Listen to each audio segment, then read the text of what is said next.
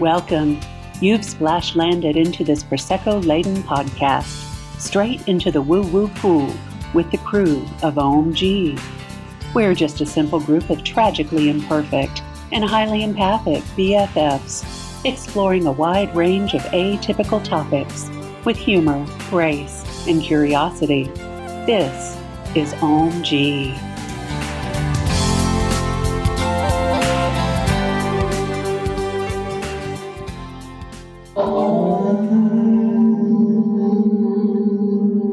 Ohm-g podcast. Welcome to this week's episode. Welcome, everybody. I am your pink and Prosecco tipsy moderator, Camille. I'm here with all of our lovely witchy friends and a special guest star. And tonight we are going to talk about all kinds of things. But first, let's go around really quick and just say hello, introduce ourselves once more, and then I'll introduce you to my very special friend, Brenda Sue. Hello, this is Brenda Sue, and welcome to the Coven. Hi, it's Alexandra. Nice to see you again. Hi, it's Aaron. Thank you for joining us. And Chandra, wishing you the best. Glad to see you again. Camille again, welcome. Tonight, our very special guest star, no, it's not Lyle Wagoner, it's our friend, my BFF since the age of 10, so that's like 4 decades, plus some, Miss Lisa Lucario. Hello. Our very first guest. I know, she flew in from Texas just to be here with us because unfortunately Leslie Jordan couldn't make it apparently. Maybe next time, who knows? So we're putting it out in the universe and we're keeping saying our prayers. Man, Leslie, thank you. We love you. We do. You are a hero. But I digress. Tonight we are here to talk about all kinds of things. We're going to touch a little bit on imposter syndrome. We're going to touch a little bit on some crazy things that have happened. And we have the good fortune to have with us Miss Lisa, who has just retired from several decades of teaching America's youth, here in conjunction with Mr. Aaron, who is just getting started teaching America's youth. And when you know it, most of them have crazy-ass stories. Imagine. Lisa went into a little session with Brenda to get some energy work. A little bit different than Reiki, also kind of the same. And we just would like for you to speak on it and let us know what you felt, what it was. Okay, well, first of all, thank you guys for having me. It's just Yeah, like a first for me, definitely. It's funny, one of the first things, I'm a very fidgety person. I've got Sun, Moon, Venus, and Aries with Leo rising, so there's a lot rolling around in here. Right. So, but I wasn't as fidgety as I normally am. Wow. And one of the first things I noticed was my left hand was itching like crazy. It just started itching right away, which I thought, okay, that's a good sign. That's kind of cool. My mind was all over the place, and I have a lot going on in my life, period. Health, marriage, financial, career. Do I get another degree or not? Oh. So that's going to tie We'll circle back to that. Exactly. That's a question. Put a pin in that one. But I just kept saying the word healing to myself, and envisioning from my head to my toes something leaving my body. And that is perfect to like set your own intention Mhm. while you're in the healing and in the energy of it. And I didn't tell you.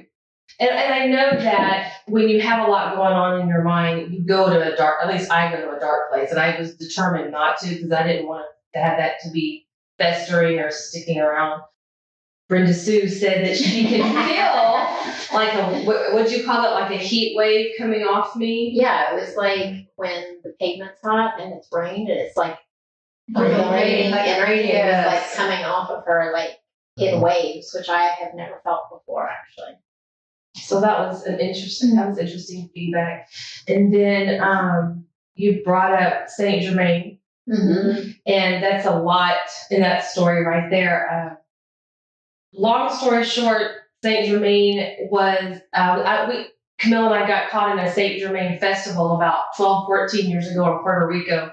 None of it came to mind until we started talking about it. This was after the cockfighting ring thing. Yes. Yes. We got woken up by cockfighting. That's another story the other day. Another podcast. Go ahead. Absolutely. Puerto Rico. I know, right? Episode 12, we'll write that. But one of the other things that I thought was so interesting was, and I already said this before, but when you had me sit on the edge of the table and you put your hands on me, and I could just feel heat just radiating through my body, just from your hands only. But the whole time I was sitting there, my jaw was dropped. And I literally sat there like this. Like I was getting news that I had never heard before, but nothing was coming through. And I had to catch myself. So I don't know what that was about. And you don't shock easily, so. Yeah, I usually do the shocking. So, right. Runs in the family. But I felt so at peace. And you asked me a while ago how I was feeling. And this is a really hard adjective to describe me, but I just feel still. Oh, nice. And I don't feel still ever. So that was. That's a huge testimonial there, Brenda. So love that. Yeah, and I couldn't think of the word to tell you earlier when you asked me, and I thought, well, it can't be still because that doesn't. Because I laughed at you. To your Right. face. But that's the only word I can come up with is just I feel still. Good. And if you've never felt still, try it. It's a wild experience. Yeah. Yeah. To jump off on that, Brenda Sue and Chandra want to talk about if no one's ever been to an energy session or Reiki, what to expect going into it, Right. how you should prepare, should you prepare? I think it's better not to prepare. Just like go into it with an open mind Mm-hmm. and just be open to see what spirit is going to bring in and how you can experience healing. Because like with you, Lisa, I felt like chaos. Like you've lived in chaos for such a long time. I feel like it was part of your childhood as well, if you don't mind me saying. Absolutely. And that becomes the norm. And so to break that norm, You have to interrupt that cycle somehow. Yes. and it's not just the energy portion of things, but like the work that you have to do to acknowledge that chaos is happening and that that's a comfort zone even. Absolutely. Yeah. And to be able to like And to be able to get out of the mindset. kick that out the door. Like I don't need to live like that because that's survival mode really. That's right. Yeah. And you deserve to live and not just survive. Yeah. Well, and it's like we were talking earlier about when you stay at any level, you become desensitized, just like you were saying, and that becomes the norm, Yeah. Right. and you don't really even realize how Screwed up it is. ratcheted Right. up, Yeah. at what level you really are, because Right. you're desensitized to feeling anything different. Right. And when you verbalize what you're going through to someone who's known you for 40 plus years, they're like, not this again for you. But then when you tell someone that's not familiar with the chaos you lived in, they're like, what? And so when you do share that, and that's one of the, I think, mental health things going on right now is admitting it, asking for help, dealing with it. But when you verbalize it, whether it's energy healing or whatever type of healing you need, when you verbalize it, you realize, oh, I need this more than I thought. Yeah, absolutely. Well, I find it so interesting too that you use the word still or stillness to describe sort of like how you felt during and then after the session. And you were talking about like the chaos that you felt kind of coming off of her person and like the energy that you were feeling, what you're kind of like tuning into, because, back to teaching as a profession, that's chaotic. Like, I mean, Absolutely. tons of professions are, but I mean, you go in and it's sort of, not that we don't love what we do, but it's like a war zone. Like you're going in like prepared for battle, and you just go until 4:30, whatever it is. Yeah, I don't know. I just found that interesting that you chose still as the word to kind of describe what you felt. And I think chaos. since I chose to retire, which was it was an easy decision, but it was a hard decision because I was trying to explain to my mother-in-law last night, my identity for 22 years has been teacher. Her ego is wrapped in that. So my ego is well wrapped in Take that sweater off, girl. We don't run hot. Chaotic. Get ready to get serious. Yeah, and I don't know who I am now because I'm not Miss Lucario. I'm gonna say cheers to Cheers to that. that and cheers to you at home. Yeah, there's so many of us right now that are in a similar transition There's phase. about half of us at this table that are going through Yeah. the exact same thing. Yeah. And like, who Yeah. am I without my profession or my title? I am If I'm not being productive, Yeah. am I worth anything? exactly. Right. Or Where even am I if I finding am productive in my new role, it's still it feels less than. title wise, it's this Yeah. role versus Yeah. Right. what my previous what's the right word? Well, no, Your identity. my previous identity that I've lived with for X number of decades. Right. Yeah. Now I'm not that person anymore. So Right. Yeah, and I think one of the things as an educator and as a Sicilian Catholic raised woman with hello guilt, Yeah. my old friend. I am no longer saving lives, and I don't understand what to do with my time. What am I doing? Yeah. How dare I? How dare I? Say your That's Say this is the yourself. time. Yeah. This is the time. And just a quick PSA for those of you at home. Some of you, I'm sure, are aware of this, but just from this conversation, like what gut feeling I feel like I need to share is that stillness or being still is productive. Yeah. So, because I find that in the summertime, I'm going into year 4, but in the summer, it's like, okay, I have hobbies, I have interests, I have things to do, I have my husband and my dog and friends. But when I sit for a little bit in stillness, I'm like, the chaos of everything else Monkey is going on in mind. my mind. Yeah, I'm like, well, you should be doing this, or why isn't this productive? But being still and resting is productive. It is. I also think for anyone in careers who deal with people, sitting still is sometimes that's that chaotic feeling, but you're also really uncomfortable being still. Yes. So I think You it's have to also be a examined. time Yeah. to be comfortable in being uncomfortable, if that makes sense. And like reacquainting yourself with who you with are yourself. outside of Yeah. influence from friends or your tribe, but like getting to know you and saying, oh, I don't like that feeling. Yeah. I named it. I don't have to feel it, but I don't like it. Right. Yeah. Exactly. Yeah. But what we all have to understand is everything comes in balance. So if you have the chaos, then you have to have the stillness for your life to have balance. Mhm. And it's in that, whatever you want to call it, in that stillness or in that calmness or in that downtime or whatever, that's when we receive. Mhm. Because Yes. if you think about it, there's all this goodness that the universe wants to provide you. But if you're running from thing to thing to thing to thing to thing, how does it find you? How does it get your attention? Say it again, sis. Yeah. You know, two snaps. Yeah. But it's only when we quiet or we be still or we just be whatever description you want to use about it. But that's when those things actually are allowed to catch up to us, and it's in those moments that we can actually receive them. Mhm. Otherwise, like you were talking about, the monkey mind is, and you don't even have the capacity to notice that there's this opportunity or there's this thing. Yeah. There's no space. There's no space in your life to receive this amazing new blessing. Much less know what to do with that blessing afterwards, Absolutely. right? Like, how do you move forward? Or if you do recognize it, then you go like, well, how can I juggle it? Do I give it up? What do I give up? And then Because that's it's only in that whole stillness other that thing. you make the space for it.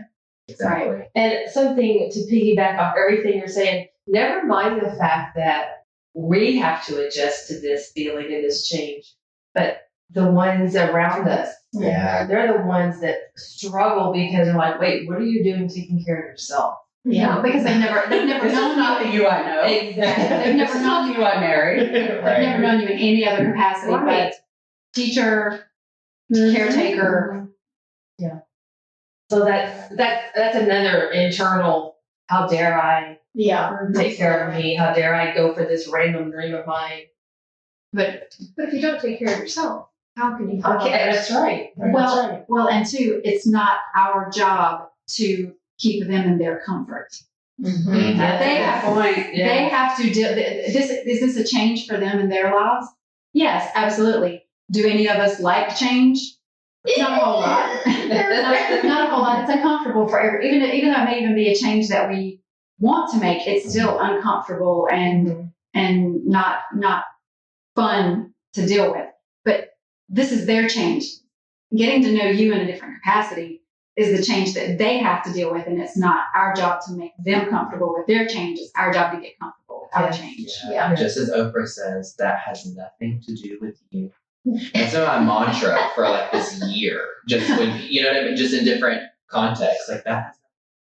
So like cheers to that at home. Oprah. That has nothing to do with you. Yeah.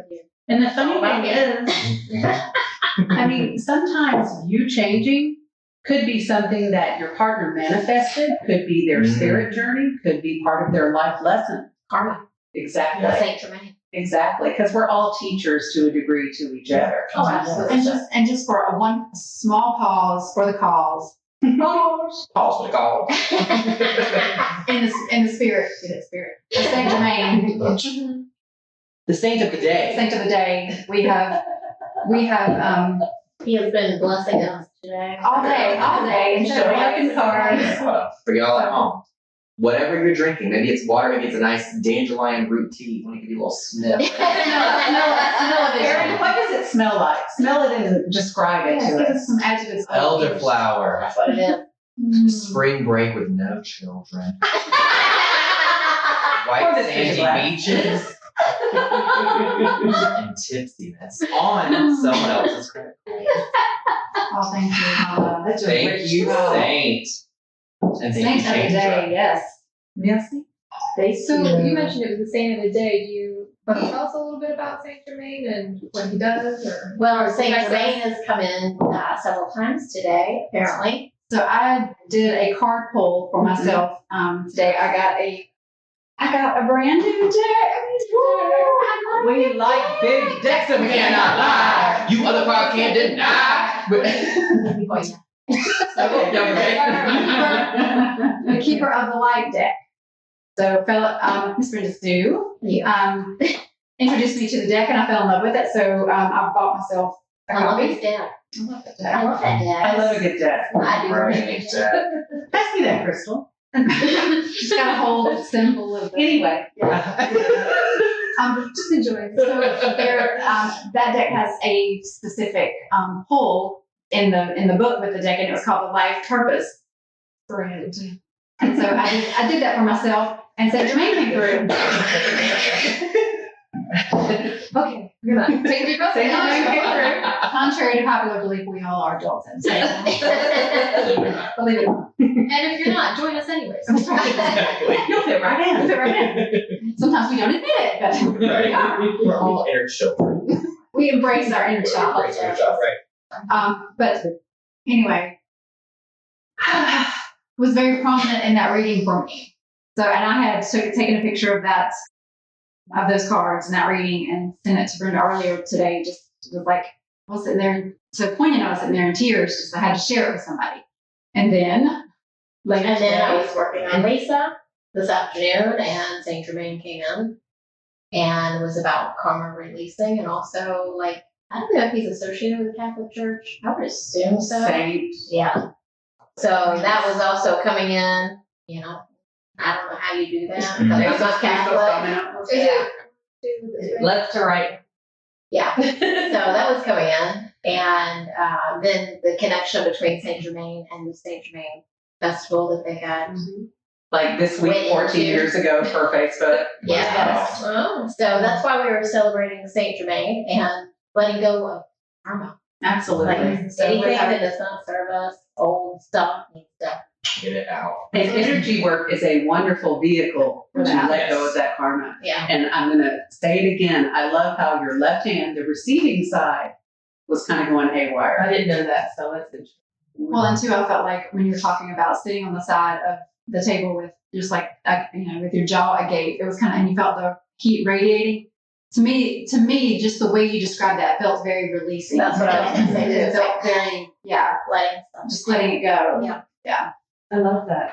So all of that being said, we decided to zhuzh up our hashtag Kirkland, hashtag Prosecco, Sponsor us. hashtag please, with a little of the saint of the day. So cheers, everyone. Absolutely. Cheers to Saint Germain and karma release. When it goes on a regular pipe, it's actually delicious. Okay. It's a whole new meeting today. It does. I love wordplay. Well, it's two English teachers. That's what. Right, you taught English? I did. Okay.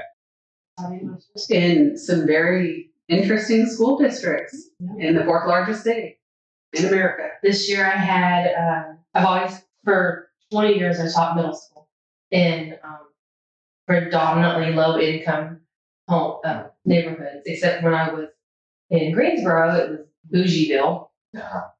But this year, my last year, I taught at an alternative school. So yeah, it was first grade through 12th grade, and they were either on their way to juvenile detention or on their way back to their home campus. And I had 7th graders with ankle bracelets for armed robbery. I kept telling myself, I just don't care anymore. I just don't care anymore because I was just feeling so numb. And then I realized, no, I care too much still. Yeah. Yes. And that, again, that was me self-protecting and saying, oh, I need to save this for my life, stop giving it away. But I have always had phenomenal stories. One of my favorite stories teaching was I taught 3 children from one Pakistani family, and the youngest brother he should be a stand-up comedian, but he came to school so stressed out because they just knew his sister Myra, who I had taught, was going to be returned from her arranged marriage because she was such a dumbass, according to him. Oh, thank goodness I'm not in there. So yeah, that was a big stressor for him, and he talked. And how old was he? 7th grade. And that was a stressor. That was a stressor because he's like, she's such a dumbass. I know he's going to return her.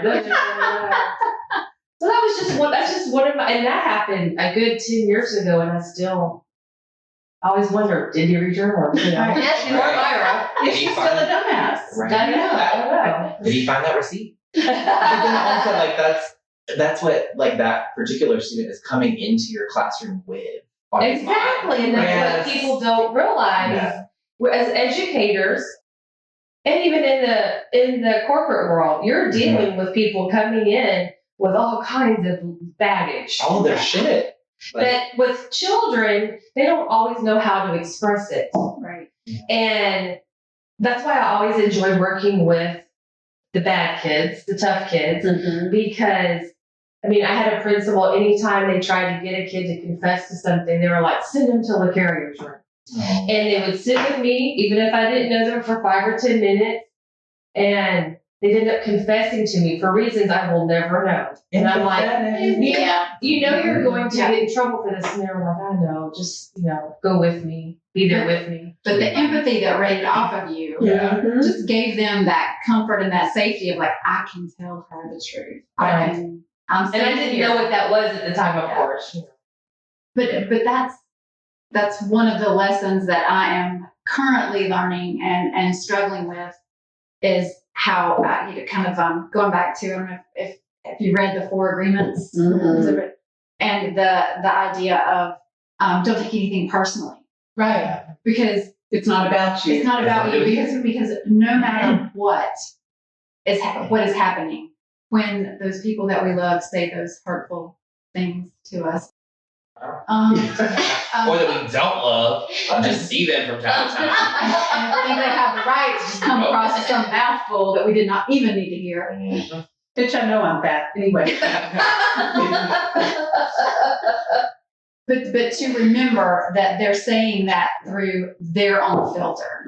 That it's coming from them through their experiences and the things that have happened to them in their life, and really has so little to do with you personally. But I know in the moment that it's so hard to keep that in mind. But just in our everyday life to be mindful of the people that we meet and the people who are in our presence, that the stuff that we're going through, they're going through their own doing too. Yeah. They've got their own pile to deal with, and everything that they come across with is it's from their own perspective experience. of yes. They can inform your journey too. Learning something from them and taking it's I always tell my kids that you can't control what happens to you, but you can control your response. Yeah, that's right. And regardless of what that is, whether it's me getting on to you for something you're doing or a student, whatever. But I mean, there, just like I'm sure with you, there are tons of silly stories that you tell that just break my heart. And there are stories where you're like, you leave and you're like, I am going home, and the first thing I'm doing is looking up what fucking jobs are open. Right? Oh, yeah. Fantasy job searching. Yeah, exactly. Sometimes on your laptop. And you would then go, I need my kid. Exactly. Yeah. And so there, I don't know. I think, I don't always say, but I think that one of the reasons I was put here in Earth School, and boy, is it a hard one, is to not have my own kids. For those of you at home, you may not know, and it's going to shock you. Please sit down. I am homosexual. Collective pearl clutch. Yes. So too. There's no way you would have been able to tell. I know. I'm sorry. I think I can go on with filming. Okay. Anyways, and so having a child of my own, and I am married, so having a child of my husband's own would be a long, elaborate process. And so I think that one of the reasons that I was put here is to help other kids in this capacity. Yes, for how long? Maybe I retire for 20 years, maybe 5, 6 years, who knows? But Hashtag Costco. Exactly. Love school supplies. We could have a great drive back, the expo markers. Nothing gets me more excited than stacks of sticky notes. Oh, you're speaking dirty to me. Exactly. 3 a.m. adhesive in the morning. Exactly. Right. Put a Keurig in my teacher room and I'm done. You know what I mean? But yeah, I feel like these, that we cross paths with people for reasons and cross here for reasons. And there are kids this year in particular, I'm sure. So Lisa is from Texas, right? That's where you taught. We're here in North Carolina, and so I'm sure that like the protocols were a little bit different. But this year and a half of teaching with COVID, just like any other profession, but was so. I kept telling myself, this is not teaching. Like there were every day I would leave so many different days and be like, this is. But we're masked for 9 hours. I have maybe a 30-minute lunch break, and I teach 7th grade as well. And the kids are miserable. I'm getting that energy. It's making me miserable. I'm trying to. But anytime I get new coworkers or new English teachers that in my PLC or whatever, they're freaking out or they're nervous about things or whatever, I always tell them, I know that I'm a baby teacher, but there are 2 things that I can control. And that is, number 1, showing up.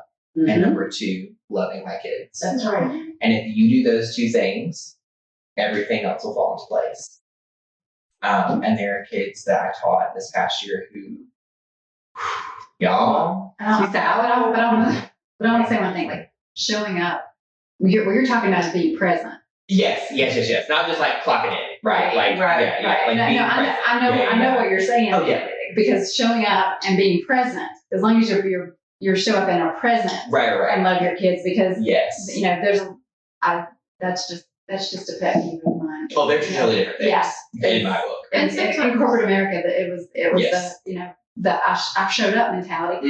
No, what you did is you got in the car and you came to the building. Yes, that's different. That's totally different. Well, if you extend that to your personal life, being present with people you are, even if it's for 5 minutes a day, it's still more meaningful than just saying, hey, I showed up for dinner, I wasn't really paying attention, I was on my phone, and I went to bed. Versus, hey, how was your day? How was your day? What did you do? And just for like 5 minutes, it's more meaningful than interaction. And I think reciprocal. Like you get something, I get something, you would get something, and it's a little bit more, okay, it was just a fly in the night. Right, completely. But this day is so cool for me because, I've known you for a couple of years now. Yeah. And watching your little teacher journey and how you love the children so much and those wonderful Facebook posts most days. And I've been telling, and I've been telling both of you for years, oh my God, you need to meet my friend. Oh my God, you need to meet Erin. Yeah. You guys must leave here being Facebook friends if nothing else. Yes. Because I rarely get on, but we can add each other and see updates. There's so many similarities, and just both of your passion for these kids is just like, oh man, I could cry, but my heart is cold. Appreciate cold. Yes, exactly. If it was physically possible, she would be in tears. So, Erin, what do you think is your most I don't want to say, she gave kind of a heartwarming Well, it's a little funny to do that. But like, what's a funny story of something that your kids have done that you can share with us? What's your favorite? No names. No names. Right, yeah, sure. No schools. Okay. Because we have to protect the not so innocent. But Right. Oh, I'll be fine. Oh, right. There's so many. There are so many. There are, so like one that comes to mind, well, hang on. Yeah.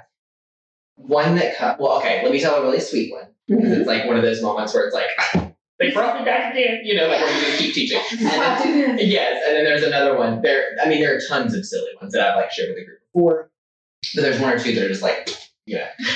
So one of the stories is there was this kid at a school I used to work at, it's not my current school, and I've always taught middle school English. So I've taught 6th grade and 7th grade. This year I taught 6th grade at this English school. So this kid was habitually absent.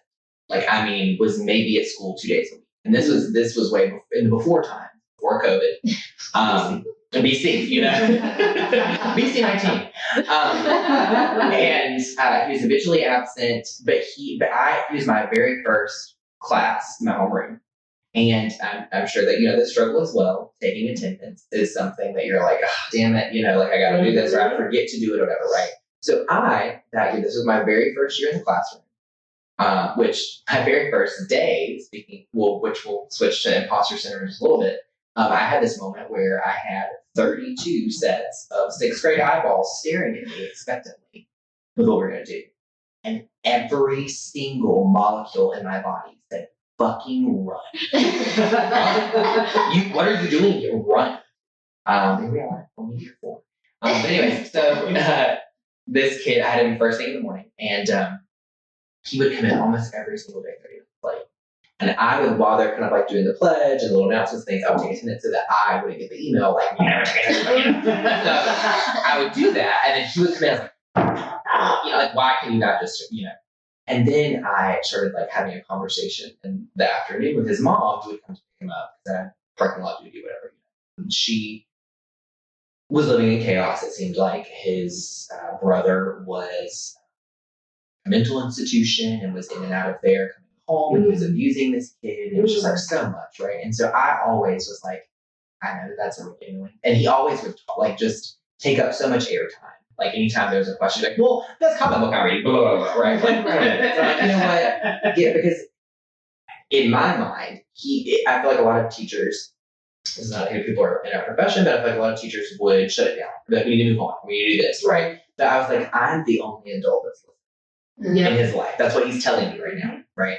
And so kids are like, you know, whatever.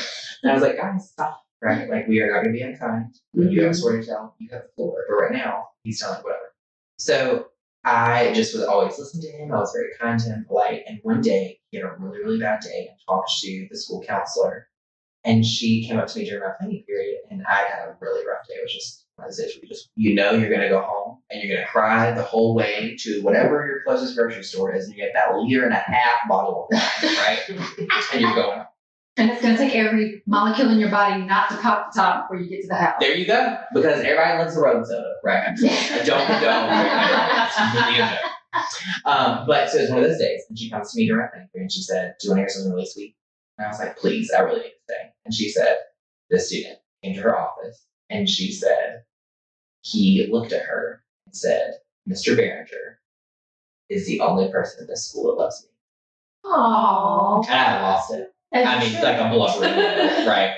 So there's those sweet moments, and there's tons of stories like that too, where it's like, they got me back in another year. You know? It's just that one kid. Yeah, it's just that one kid where you know you can make a difference. That one little story sets the hook. Yes. Year. I always say about a story, and I will choke up if I try to tell it, where someone was getting on a bus, you had like the bus or parking lot duty, and you sensed something was wrong and pulled her aside. And like you got some kind of letter when she was graduating. We are still Facebook friends. Oh my God. It was like the second week of 6th grade. She does feel. And Her heart is room temperature, y'all. I'm sorry.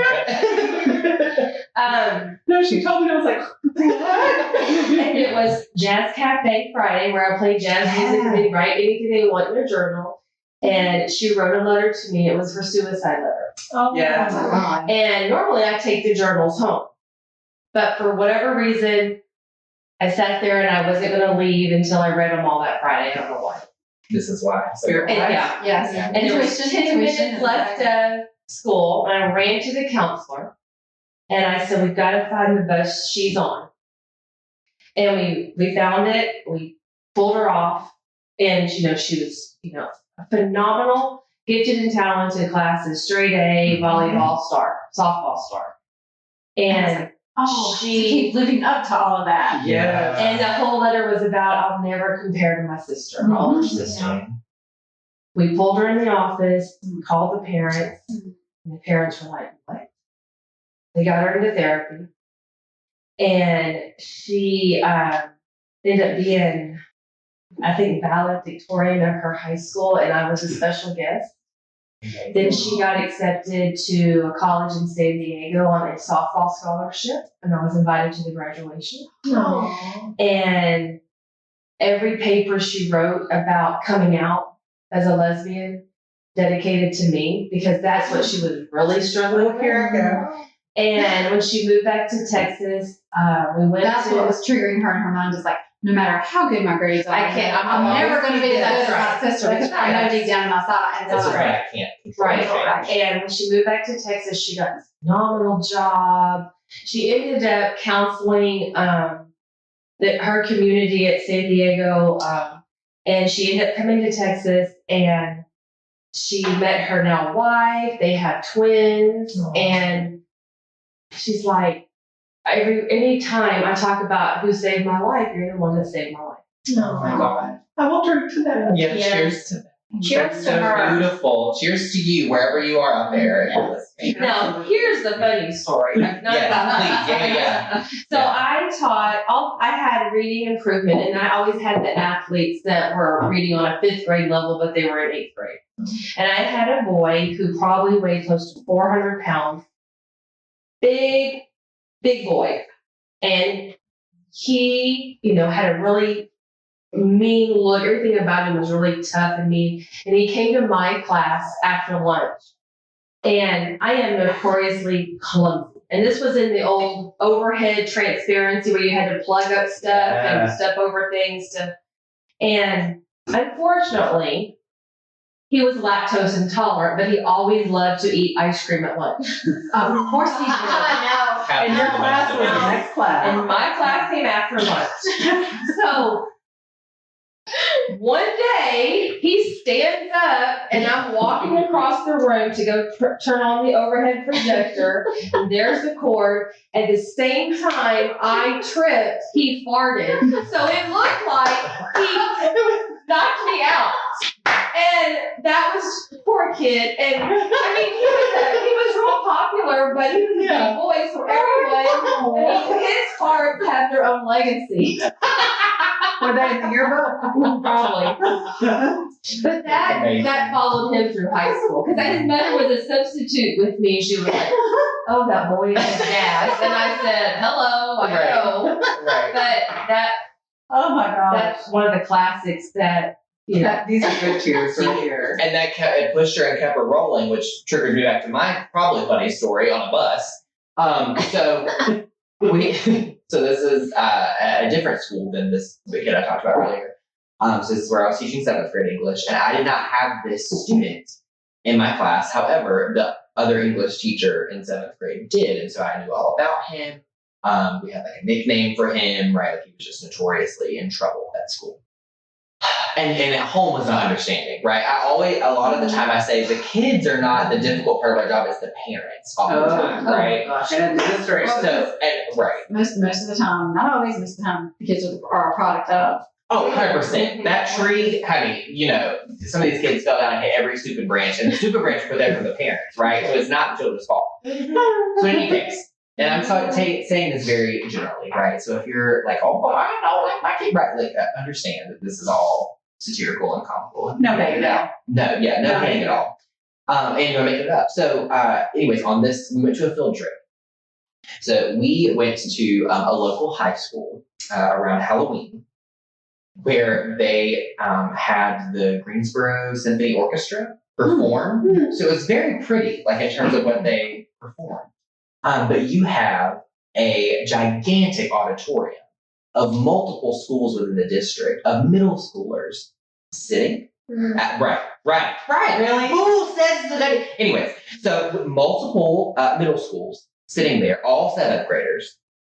And so there are some upstairs, there are some downstairs, they're sitting, they're all right to make the person, the conductor, so he's like, we're gonna stop. They're like, oh, no, please, you go. This is refreshing, having my feet kicked up, sir, and you seeing what this is like. Right. So anyways, so we go, attend the whole concert. We go, as we get up, I tell my students, as we head out to the bus lot, the restrooms are on the right. So if you need to use the restroom, I will wait outside for you. I suggest you do it now because it's a 30-minute drive back to our school. And then we'll have lunch. Right. So everyone's like, okay, whatever. So we use the restroom. We get on the bus. Oh, no. This child, right, has a reputation. He says to the other teacher, I'll say her name. He says, Miss So-and-so, hire. She said, well, tough luck, bud, because we walked by and you walked by both bathrooms and you had a chance going into the concert and coming out to use the restroom. You said this opportunity. Well, I know, but I gotta pee. It just said, I gotta pee. She said, okay, I don't think it was pee. But I'm sorry. We have head counted. We were about to leave. Like, you really, I'm sorry, but take this as a lesson that when your parents on a road trip say, use the bathroom, you use the bathroom. We cannot blow it. This is the day that you learn the plan ahead lesson. Totally. And when you're a teacher, you can't just reach back and blindly start hitting the children because that's You can't take off your flip flop and just like Exactly. You can't pull the bus over. Oh, no. Right? So, this child, so we're driving, right? And maybe 4 or 5 minutes into the trip, you just see water. What we think is water flowing towards the front of the bus. And I said, Miss So-and-so, I think somebody spilled water. And she looks back and she goes, it's like, it's not water. So no, the student. So the kids start screaming, right? We have a student up front. I got The look on her face made me glad she hasn't had children. Yeah. He was the bus. Yeah. There's a part of me that really does not want to answer this question. Sure, go ahead. But I have to ask it. Of course. With just the turnaround and look, how did she know? She's a mother. Okay. She had an instinctual knowing with what it wasn't like a out and about kind of thing. Okay. He was the only person So it standing was like one of and those, moving. I saw the look on his face. Correct. And it's, okay. Correct. And the stature, the posture, etc. Right. He was like, Because, yeah, I just did that. Right. Yeah. If this is going to turn into a whipped it out story, Yeah. then No. we need some more liquor. Right. Exactly. Yeah. Same today. Okay. Anyway, so that happened, right? And so I said, y'all, this is the time before Mass. I was like, what are you doing? What do we do? Ask the saint. I said, what do we do? She says, we tell administration when we get back, I guess. And she said, I have never. And she was very near retirement. Never. So Just by punching her pearls. yeah. She was a good Christian woman. Yeah. I loved her. So then Her Simply Southern bag started to shrivel. Right, exactly, right. So he is your end on the bus, right? And it pulls up at the very front where this kid who was from a group home, he was differently abled, right? And so I mean, when I say I love this kid, he got lost one day going from like this is a classroom right here, this is a classroom right here. He said, I don't even know where her classroom is. I said, hey, where'd you come from? Right here? You going right here? Whatever. I mean, just no filter. Such a darling. Oh, very much so. So he's sitting with pee like puddled around his foot, right? And someone says his name. And they say, we'll just call him Joe for these intensive purposes. Then not Joe. They said, Joe, you're sitting in pee. He said, I know I'm sitting in piss. What do you want me to do about it? Just like that. And I thought, So you said for everybody. Like you're I know I'm sitting in piss. So me and that teacher that year got each other for Christmas, unknowingly to each other, coffee mugs that say, I know I'm sitting in piss. God. And as our secret Santa, and we just lost it. So funny. And so when we got back to school, the principal was notified, and so he went out there with cleaning supplies and had to clean the entire bus, and the parent had to be called or whatever.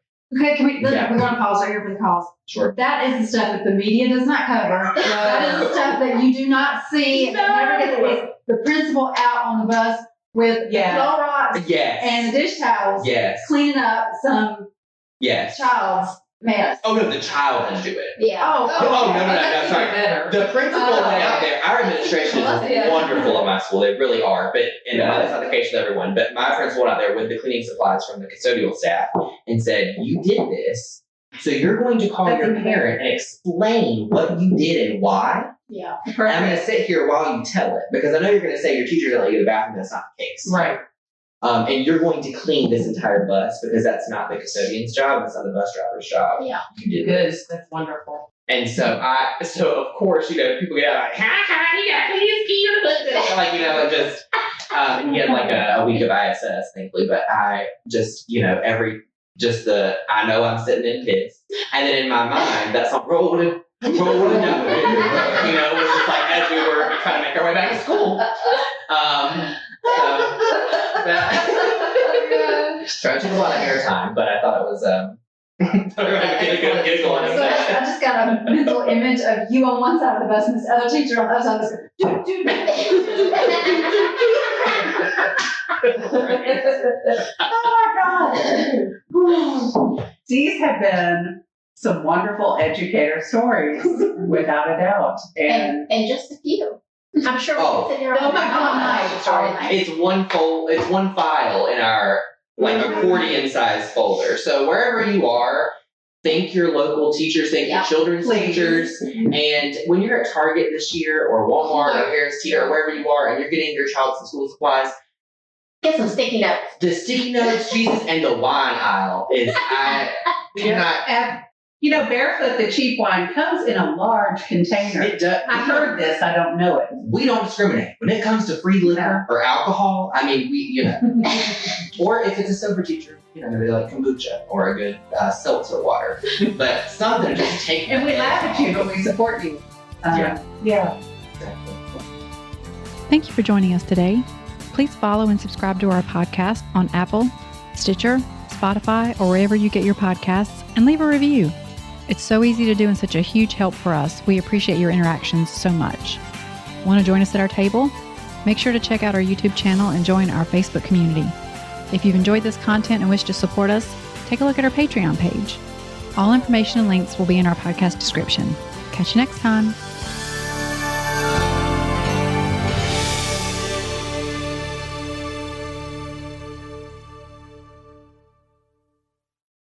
This podcast is part of the Sound Advice FM network.